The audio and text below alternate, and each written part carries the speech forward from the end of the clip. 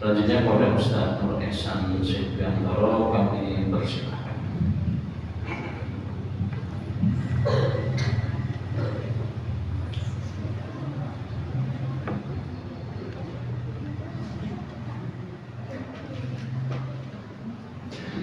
Bismillahirrahmanirrahim. Assalamualaikum warahmatullahi wabarakatuh.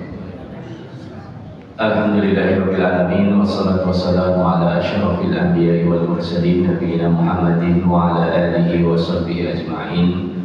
Allahumma shrah li sadri wa yassir li amri wahlul 'uqdatam min lisani yafqahu qawli. Allahumma inna nas'aluka ilman nafi'an wa rizqan thayyiban wa 'amalan mutaqabbalan. Allahumma la ilma lana illa ma 'allamtana fa'allimna ma yanfa'una wanfa'na bima 'allamtana ya karim. Bapak Ibu dan adik-adik sekalian, alhamdulillah kita menjadikan syukur kita dan puja-puji kita kepada Allah Subhanahu wa taala yang kembali memudahkan pertemuan kita di rumah Allah ini. Mudah-mudahan apa yang kita baca nanti daripada ayat-ayat Al-Quran maupun hadis Nabi sallallahu alaihi wasallam bisa menambah keimanan dan ketakwaan kita semua. Allahumma amin. Bapak Ibu sekalian, pada kesempatan yang terakhir 2 pekan yang lalu, saya kemudian betul tema 2 pekan yang lalu dalam masalah apa? Macam-macam ibadah yang sudah kita ambil pada pekan yang lalu tentang doa. Tentang doa, bahwasanya doa itu inti daripada ibadah. Doa ada 2 macam, doa masalah atau doa hajat yang berkaitan dengan hajat kita keseharian, minta dilapangkan rezeki, minta kesehatan, minta kebaikan dan lain sebagainya. Itu namanya doa hajat atau doa masalah. Itu hanya boleh kita panjatkan kepada Allah Subhanahu wa taala karena berkaitan dengan perbuatan Allah, kekhususan Allah, yaitu perbuatan Allah memberi rezeki, mengatur alam semesta, menimpakan musibah, mengangkat musibah dan lain sebagainya. Kemudian yang kedua adalah doa ibadah. Doa ibadah itu maksudnya apa? Ini lebih umum. Semua bentuk ibadah itu hakikatnya adalah doa. Sholat doa, puasa doa, haji doa, terus apa lagi? Zakat itu juga doa. Doa apa? Doa itu meminta. Kita meminta apa? Surga Allah Subhanahu wa taala. Kita meminta apa? Perlindungan dari neraka Allah Subhanahu wa taala. Jadi inti daripada ibadah itu adalah apa? Doa. Semua ibadah yang kita lakukan hakikatnya kita meminta kepada Allah dengan ibadah ini nama surga dan rahmat Allah, serta meminta perlindungan dari dahsyatnya api neraka.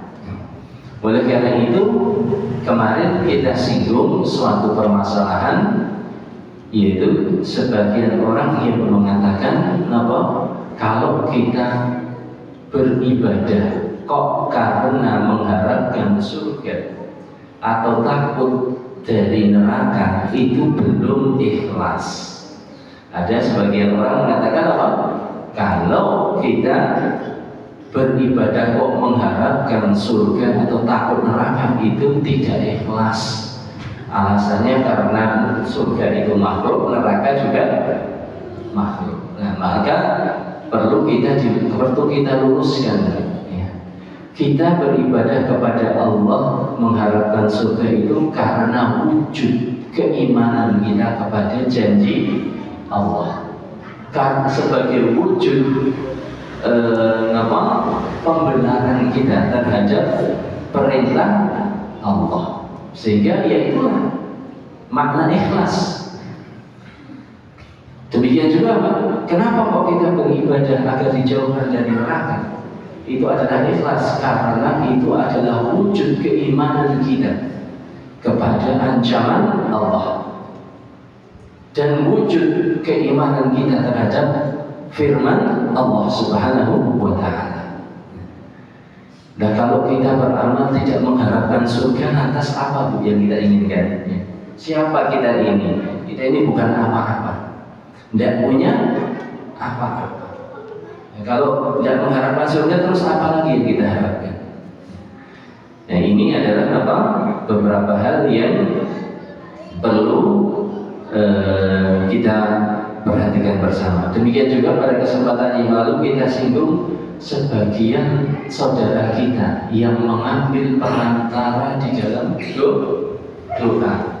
Misalnya ada orang yang mengatakan, ya Rasulullah, sampaikan kepada Allah hajat saya ini dan itu. Paham apa betul Bu? Yang seperti itu boleh tidak? Tidak boleh. Tidak boleh. Kenapa? Karena dalam semua ayat dan semua hadis Allah memerintahkan kita langsung meminta kepada Allah Subhanahu wa Ta'ala. Dan hakikatnya kalau kita meminta atau menjadikan perantara di antara doa kita dengan Allah, itu seolah-olah kita menuduh secara tidak sadar ilmu Allah tidak sempurna. Karena tidak akan sampai doa kita kalau tidak melalui perantara. Padahal ilmu Allah itu maha sempurna. Makanya Allah langsung ud'uni astajib lakum. Berdoalah kepadaku niscaya aku kabulkan. Demikian juga ucapan Nabi, idza sa'alta fas'alillah. Kalau kamu meminta, mintalah langsung sama Allah. Tidak perlu minta kepada perantara. Demikian juga kalau kita menjadikan perantara di antara doa kita dengan Allah, itu seolah-olah kita menuduh Allah kasih sayangnya tidak sempurna, tidak sayang kepada kita. Maka ini hakikatnya justru merendahkan Allah. Oleh karena itu perlu kita sadari, semakin seorang itu merasa hina di hadapan Allah karena merasa banyak dosa, semakin dia diangkat derajatnya oleh Allah. Tapi semakin orang itu merasa bersih, terus layak, semakin orang itu merasa bersih dari dosa, semakin dia hina di sisi Allah Subhanahu wa Ta'ala. Oleh karena itu kita tidak boleh kita mengambil perantara dengan alasan dosa kita ini kan banyak, kita ini orang kotor, merasa tidak pantas langsung minta kepada Allah. Nah, ini justru ini berbahaya. Justru semakin kita merasa banyak dosa, semakin kita harus kembali kepada Allah Subhanahu wa Ta'ala. Lanjut Bapak Ibu sekalian, jadi ini sekedar mengingatkan kembali tentang doa. Ada doa apa Pak? Hajat, ada doa ibadah. Doa hajat hanya boleh kita panjatkan kepada Allah. Doa ibadah yaitu perbuatan kita menghambakan diri kepada Allah untuk meminta surganya, meminta rahmatnya, itu juga hanya boleh kita berikan atau kita tujukan kepada Allah Subhanahu wa Ta'ala. Kemudian yang kedua, Bapak Ibu, di antara bentuk ibadah adalah al-khawf. Al-khawf itu rasa takut. Rasa takut kepada Allah Subhanahu wa Ta'ala. Nah, al-khawf, rasa takut itu ada dua macam, Pak.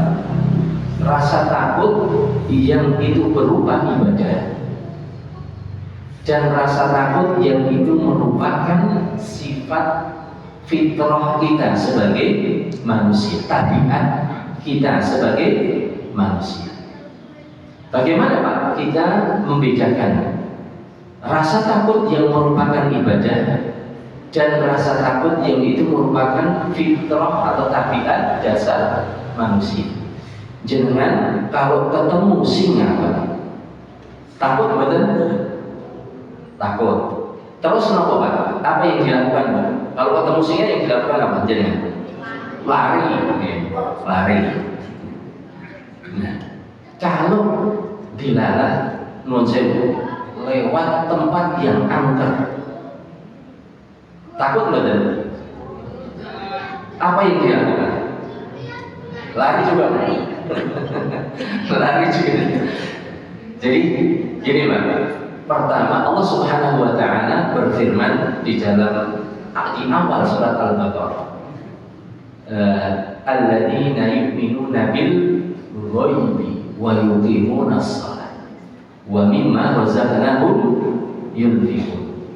Ya, orang-orang yang beriman itu apa? Mereka yang beriman dengan perkara yang ghaib dan menegakkan sholat, dan di antara harta mereka infakkan. Pertama Bapak Ibu, kita ada perkara ghaib, ada perkara yang bisa kita indrawi dengan panca indera kita. Maka rasa takut terhadap perkara-perkara yang ghaib itu biasanya diiringi dengan apa? Pengagungan. Diiringi dengan pengagungan. Maka itu pengagungan apa? Bisa pengagungan hati, bisa pengagungan dengan lisan, bisa pengagungan dengan anggota badan. Oleh karena itu, nuansa sebagian sopir kalau lewat tempat yang angker, mereka apa? Din ya. Kasih klakson. Apa maksudnya kasih klakson? Tujuannya apa? Dia menempatkan itu untuk apa? Permisi. Kenapa? Istilahnya apa ini? Ya, pulang nuwun atau tata krama, misalnya apa, untuk menghormati. Nah, di sini dikira satu perkara yang gaib, yang kedua diiringi dengan apa? Biasanya ada rasa pengagungan, takutnya diiringi pengagungan, makanya mencet apa? Mencet klakson. Punya keyakinan kalau tidak mencet itu tidak sopan sama yang nunggu. Khauf atau rasa takut yang seperti ini, rasa takut yang diiringi pengagungan, itu adalah apa? Ibadah. Maka tidak boleh Pak. Meskipun takutnya kayak apa, harus apa? Kita lebih takut kepada Allah. Tidak boleh terus keyakinannya kayak orang ngebel terus nanti celaka udah, itu harus dilawan, harus dilawan. Kita besarkan rasa takut kita kepada Allah Subhanahu wa Ta'ala. Maka ini rasa takut ibadah itu rasa takut yang diiringi pengagungan. Biasanya dalam perkara-perkara yang gaib, yang berkaitan dengan perkara-perkara yang gaib. Contohnya, misalnya ketika kita mau keluar, lihat ada burung gagak menclot di atap. Biasanya apa Pak? Keyakinannya, wah, mana sing ngajeng apa? Mati, apa sing ngajeng kecelakaan atau aja musibah. Boleh tidak yang seperti kita ikuti? Tidak boleh. Karena ini takut kepada perkara yang gaib. Dan kalau kita ikuti berarti kita mengagungkan, meyakini atau membenarkan itu. Maka itu tidak boleh. Contoh saja pun, apa? Misalnya dalam perkara-perkara yang gaib, misalnya dalam hal apa istilahnya, ancaman mungkin santet, ancaman santet itu boleh tidak dilawan dengan apa? Dengan ritual-ritual tertentu, pengagungan kepada, kita minta tolong kepada yang semisal dengan paranormal itu. Paranormal tidak boleh. Jadi ini rasa takut yang merupakan ibadah itu adalah rasa takut yang diiringi pengagungan. Baik pengagungan dengan hati, pengagungan dengan lisan, bah nuwun sewu kula napa kembang lewat. Nah, ini juga sudah pengagungan ini diungkapkan dengan lisan. Atau pengagungan dengan perbuatan kita, dengan mundu-mundu, dengan apa misalnya nyebar apalah gitu, atau dengan apa namanya tadi, dengan memberi apa klakson dan yang semisalnya, atau dengan memberi kembang minyak wangi. Ini adalah bentuk-bentuk pengagungan. Oleh karena itu takut yang seperti ini tidak boleh kita tujukan kecuali hanya kepada Allah. Takut dalam perkara-perkara yang gaib itu tidak boleh melebihi pengagungan kita kepada Allah. Sak takut-takutnya jenengan kalau dengan perkara yang gaib tidak boleh lebih besar daripada takut kita kepada Allah. Nah, kalau kita merasakan takut yang seperti itu, kita kembalinya kepada Allah Subhanahu wa ta'ala. Kemudian yang kedua, takut yang sifatnya tabiat dasar manusia. Itu biasanya takut pada perkara-perkara yang bisa mendatangkan kemadharatan dan bisa diindrawi, Pak. Bisa diindrawi. Contohnya apa? Takut singa tadi. Takut dalam misalnya orang yang jahat. Nah, takut yang seperti ini secara garis besar adalah manusiawi selama tidak membawa kepada pengagungan, tidak membawa kita kepada pengagungan. Contohnya apa? Ya, kita tahu jin itu bisa memberikan kemadharatan kepada kita, betul nggak? Bisa. Jin itu juga gaib, tapi secara indrawi ya kita melihat ada orang-orang yang dianiaya oleh jin. Maka boleh tidak kemudian kita melakukan pengagungan, misalnya kemudian memberikan sesajen atau menyembelih untuk yang ditakuti, tidak boleh. Demikian juga dalam nuwun sewu, kayak takut kita kepada ular misalnya. Takut kita kepada ular. Ada tidak orang takut sama ular? Betul? Jangan takut takut Kalau di India itu ada ular atau ular kobra atau lain sebagainya, gimana Pak? Diwujudkan dengan apa? Mereka itu menghormati semua hewan, tapi penghormatannya ditunjukkan dengan apa? Atau mereka mengagungkan bahkan hewan ataupun sapi dan lain sebagainya. Kayak ular juga, tapi diiringi dengan pengagungan, dengan memberikan kembang, dengan menyuguhkan hidangan. Ini kan pada dasarnya takut yang sifatnya tabiat. Takut sama ular, takut sama singa. Tapi ketika rasa takut itu menggiring seseorang sampai mengagungkan, menunjukkan pengagungan, maka itu juga tidak boleh. Kalau takut dalam batasan tabiat, ya karena ular itu bisa mencelakai kita, singa bisa menerkam kita, ataupun takut di laut ombaknya bisa menggulung kita, menenggelamkan kita.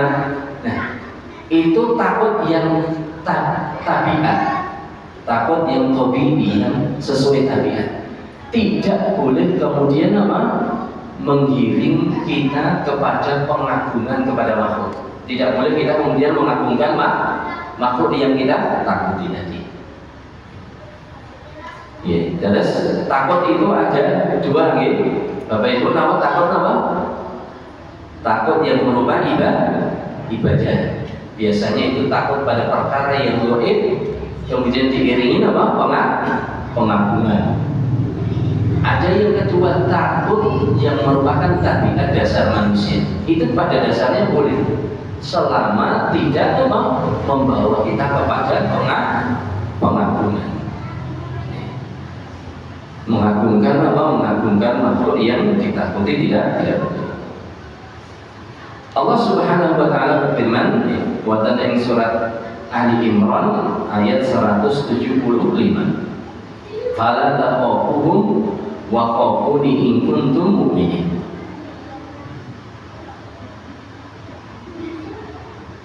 Maka janganlah engkau takut kepada mereka. Janganlah engkau takut kepada mereka, dan takutlah kepadaku, yaitu kepada Allah. In kuntum mu'minin, apabila kalian memang orang-orang yang beriman. Maka orang yang beriman itu takutnya hanya kepada siapa? Kepada Allah. Tidak boleh takut kepada pimpinan, boleh betul kan? Takut kepada pimpinan kita, disuruh melakukan markup, kita takut. Kalau tidak dilakukan nanti kita dimutasi atau diturunkan, dihalangi karirnya. Nah, ini juga sudah merupakan akhirnya apa? Meskipun maksiat dituruti. Nah, ini juga sudah merupakan satu bentuk apa Pak? Takut yang mengarahkan kepada syirik di dalam ketaatan. Nah itu kalau kita takut sama orang, ada kita tahu ini haram, Allah melarang. Kemudian bos kita mengatakan apa? Itu kerjakan itu, lakukan. Kalau tidak kamu tak pecat. Akhirnya apa? Dia ngikuti bosnya, padahal itu dalam perkara yang haram. Nah ini ketakutan dia itu sudah membawa kepada salah satu bentuk kesyirikan. Syirik ketaatan. Syirik di dalam ketaatan. Oleh karena itu mohon saya Bapak Ibu, kalau negeri kita ini betul-betul dipegang oleh para pejabat yang takut kepada Allah, kira-kira ada korupsi betul kan? Tidak ada.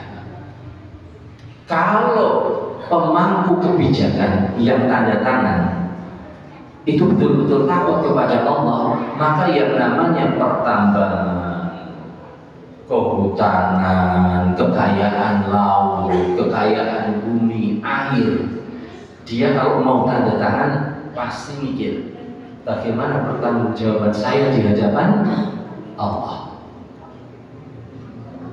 Pasti kan takut itu Bu. Karena kalau begitu dia tanda tangan kok tidak memperhatikan hak-hak rakyat, berarti dia namanya apa? Telah melakukan khianat. Contohnya misalnya, ini ada proyek proyek membangun bandara atau proyek pabrik atau pabrik air minum. Nah, ini yang kadang ada kasus nyata, air minum, pabrik air minum itu biasanya kalau di situ ada pabrik air minum, masyarakat sekitarnya pada Pak? Kekeringan. Sawah yang tadinya subur jadi kering. Makanya ketika ada seorang pejabat, ada Pak Bupati atau Pak Gubernur atau Pak Menteri tanda tangan menyetujui pabrik air minum misalnya ini contohnya, atau pertambangan yang kemaslahatannya tidak kembali kepada rakyat, maka dia telah berkhianat. Dan nanti pertanggungjawabannya apa? Di hadapan Allah itu berat. Khizyun wa nadalah. Kata Nabi apa? Bahwasanya kepemimpinan khulbatun khadir, bahwasanya kepemimpinan itu apa? Khizyun wa nadalah yaumil qiyamah, kata Nabi. Kepemimpinan itu adalah kehinaan dan penyesalan pada hari kiamat nanti. Illa man akhadha bihaqqiha wa adda alladhi alaihi, kecuali orang yang mengambil dengan benar, menerima kepemimpinan itu dengan benar dan menunaikan kewajibannya. Nah, oleh karena itu adik-adik ingat ini, ya, nanti kalau adik-adik sudah jadi apa? Pemimpin, ingat ya, kalau tanda tangan surat itu ya, tanda tangan surat persetujuan apa saja, izin apa saja, itu harus apa? Dipertimbangkan ini kembali kepada masyarakat atau tidak. Kalau itu merugikan masyarakat, maka pertanggungjawabannya di hadapan Allah besar sekali. Berat pertanggungjawabannya.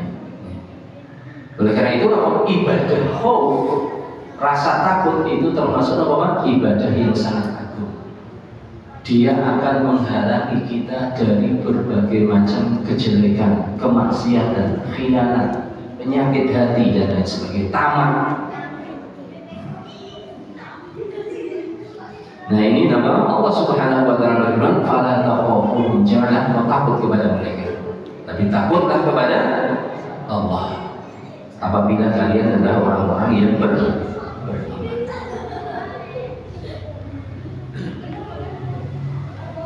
Nah ini kan maksudnya nek ibu-ibu didhawuhi bapak-bapak sama, ibu dijauhi bapak-bapak pun rasa jilbaban apa? Isim rasa jilbaban lihat apa betul bu? Nah ini harus apa? Takut kita kepada Allah lebih besar daripada takut kita kepada suami. Tapi bukan berarti kemudian apa melonjak. Diatur kepan jilbab itu dawuhipun Gusti Allah. Pramila kedah napa?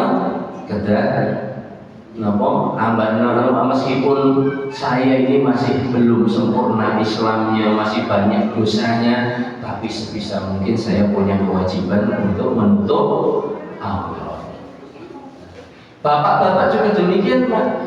Ketika jenengan punya putri, punya cucu perempuan yang belum berjilbab menutup aurat atau males-malesan sholat, pripun Pak?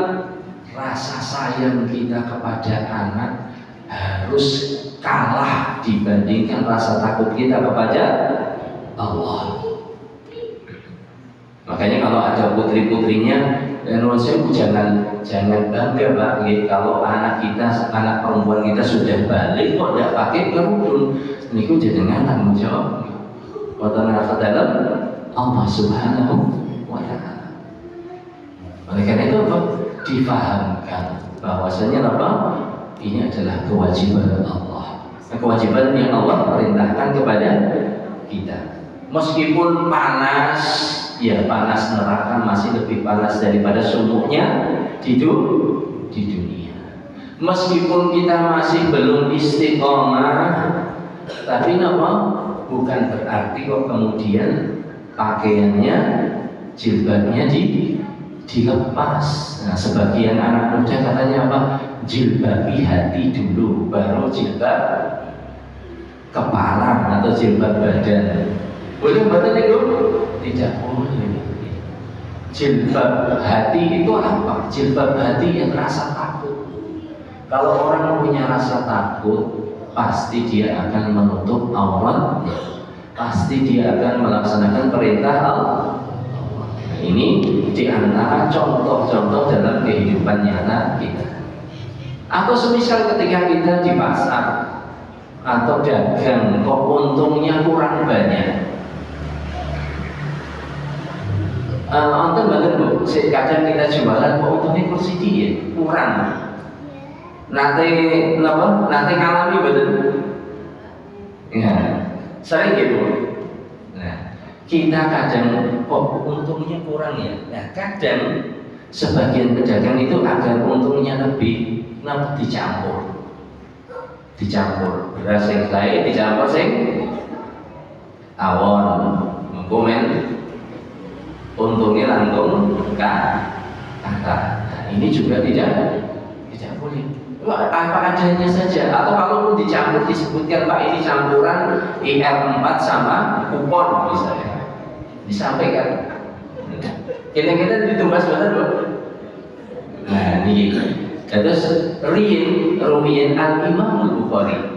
Al-Imamul Bukhari menika wonten bapak Imam Bukhari. Imam Bukhari itu imam yang kagungan Sahih Bukhari. Kitab yang paling sahih setelah Al-Quran. Bapak Ibu Imam Bukhari menika wonten saudagar, pedagang yang kaya raya. Tapi kata beliau apa? La a'lamu dirhaman min syubhatin aw la a'lamu fi mali dirhaman min syubhatin wala dirhaman min haram. Kata beliau apa? Saya tidak, atau setahu saya tidak ada satu dirham pun di antara harta saya yang berasal dari yang haram atau yang samar-samar. Pramila apa? Ini berkahnya, berkah waroknya orang tua. Bapak beliau adalah orang yang kaya raya, tapi dari perdagangan yang halal. Bahkan beliau setahu beliau tidak ada dirham yang berasal dari apa Pak? Dari syubhat, dari perkara yang sama. Kalau kita kan betul. Kalau kita ada enggak harta kita yang dari perkara yang sama? Antum betul? Banyak. Bahkan yang haram mungkin juga banyak. Misalnya kita pegawai kantor, jam kantor jam 7, datangnya jam berapa? Jam 8. Pulangnya harusnya jam 4, jam setengah 4 sudah pulang. Nah ini sudah, kalau tidak syubhat ya haram. Atau misalnya apa?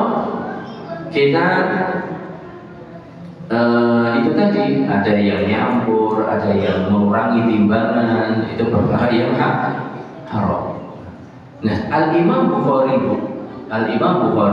kalau tadi bapaknya Imam Bukhari. Imam Bukhari punya karakter, punya watak yang tidak kalah hati-hatinya dari bapaknya. Jadi akhlak itu turun, iman itu, adab dan akhlak itu turun. Bapaknya sangat hati-hati, anaknya tidak kalah hati-hati. Nah, bagaimana hati-hatinya Al-Imam Bukhari? Beliau tidak pernah beli langsung, juga tidak pernah jual langsung. Kalau jual beli pasti nyuruh orang. Mau beli sesuatu nyuruh orang, mau jual sesuatu nyuruh orang. Tujuannya apa Pak? Agar kalau ada yang tidak pas, ada takaran yang kurang, ada takaran yang lebih, itu apa? Kesalahannya bukan langsung pada beliau, tapi nama karena beliau mewakilkan orang, sehingga punya udzur di sisi Allah. Nah kalau kita bisa enggak Pak kayak itu? Nah, enggak bisa. Kalau kita enggak bisa ya, kalau enggak bisa enggak usah memaksakan diri. Apa yang kita bisa lakukan kita lakukan. Kemudian kita memperbanyak istighfar dan mohon ampun. Rasa takut ini Bapak Ibu ada pengaruhnya sangat besar dalam kehidupan kita. Dalam kehidupan kita pengaruhnya sangat besar, apalagi bagi para pejabat publik, para pejabat pemerintah. Ketika rasa takut itu ada kepada Allah, maka negeri yang kaya ini akan betul-betul makmur, insya Allah, dengan seizin Allah Subhanahu Wa Taala. Oleh karena itu kalau kita mau memakmurkan negara, yang dipelajari apa Pak? Dicerdaskan, dipintarkan, atau ditata, dibersihkan hatinya. Nah, kemarin Pak Presiden kita bicara di pidato apa itu, beliau apa? Orang pinter kalau tidak loyal itu apa? Justru merugikan. Sama Pak, orang pinter kalau hatinya tidak ada rasa takut kepada Allah, merugikan bangsa negara atau membangun bangsa negara Pak? Merugikan bangsa dan negara, merugikan masyarakat. Makanya pendidikan kita, pendidikan anak-anak kita, jangan hanya otaknya yang diasah Pak, tapi apa? Hatinya. Orang bodoh kalau hatinya bersih dia bermanfaat untuk orang lain. Apalagi orang pinter kalau hatinya bersih lebih bermanfaat lagi. Tapi orang pinter kalau hatinya kotor, tidak ada rasa takut kepada Allah, ngapusi masyarakat, membohongi masyarakat, berkhianat, korupsi, tidak amanah, dan lain sebagainya. Bapak Ibu sekalian, itu kaitannya dengan khauf atau rasa takut. Ibadah yang berupa apa? Ibadah hati yang berupa rasa takut. Kemudian ibadah yang lain apa? Roja. Roja itu rasa harap. Rasa harap apa? Rasa mengharapkan ampunan Allah, rasa harap kepada surga Allah, nikmat Allah, karunia Allah, kemudahan dari Allah. Kita biasa ada perasaan ini, betul nggak di hati kita? Betul Bu? Jenengan nek tindak ten peken napa ajeng blonjo. Kita ada rasa harap, ya Allah mudahkanlah belanjaan saya, ketemu nih cepet, rampung nih cepet, kualitasnya apik. Atau badan mantan. Berarti itu apa? Rasa roja, harap, itu ibadah. Dan saya jenengan tidak peken, tidak sabin, tidak masjid, ampun hatinya kosong. Tapi apa? Diiringi rasa harap. Dan itu adalah bentuk ibadah hati. Sudah Pak? Sama. Wah, ini belum jadinya dari ngelawak nih. Insya Allah, neng nuwun sewu ini minggu ngajeng, 2 minggu lagi saya izin. Ada keperluannya, tidak bisa baru mungkin. Ya, Bapak Ibu sekalian, mengatakan kaitannya dengan apa? Rasa atau ibadah yang lainnya, yaitu apa? Rasa harap, roja. Jangan tidak masjid, tidak peken, tidak sabi. Jangan rasa harapnya ini jangan apa Pak? Jangan kosong hatinya. Jadi rasa harapkan apa yang kita inginkan dari Allah Subhanahu wa Ta'ala, dan itu ibadah. Maka Bapak Ibu sekalian, kata perintah itu dimanatu kaum wajibun aku Islam terbangsa mim dan bermanfaat untuk diri saya sendiri dan Bapak Ibu sekalian setelah diri.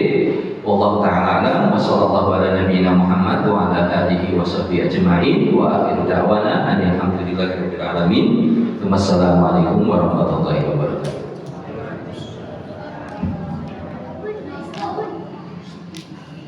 Alhamdulillah kami aturkan semua khairan kepada Ustaz Bapak Ihsan Syukurantono yang telah memberi pengajian pada malam hari ini. Mudah-mudahan Allah membalas dengan balasan yang terbaik.